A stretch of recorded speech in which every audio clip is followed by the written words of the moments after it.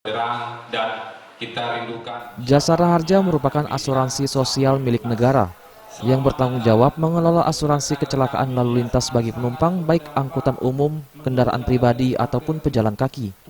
Adapun sumber dana santunan Jasara Harja bersumber dari iuran wajib, seperti ongkos yang dibayarkan saat menggunakan transportasi umum, dan sumbangan wajib dana kecelakaan lalu lintas jalan atau SWDK-LLJ yang dibayarkan setiap tahunnya ketika pembayaran pajak kendaraan. Yang menjadi permasalahan ialah saat ini hanya sekitar 33,74% wajib pajak yang sudah melunaskan pembayaran pajak kendaraannya.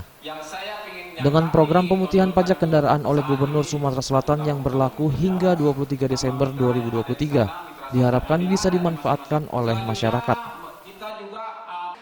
Jasara Harja di dalam program pemutihan ini, pertama Jasara Harja untuk yang kita putihkan kalau dari Jasara Harja denda-denda tahun sebelumnya. Jadi yang dibayarkan hanya denda 1 tahun.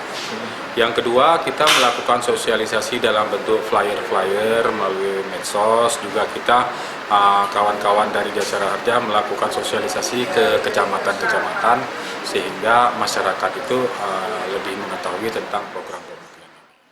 Dengan sinergi yang dibangun bersama dengan awak media, diharapkan masyarakat lebih mengetahui informasi publik terkait kepatuhan administrasi kendaraan dan keamanan berlalu lintas. Kita berharap kerjasamanya atau pemberitaannya, terutama tadi yang berhubungan dengan kebijakan Pak Gubernur terhadap dispensasi atau keringanan pemutihan ini. Yang kedua, terhadap keselamatan berlalu lintas di jalan raya. Eza PM, Sriwijaya TV.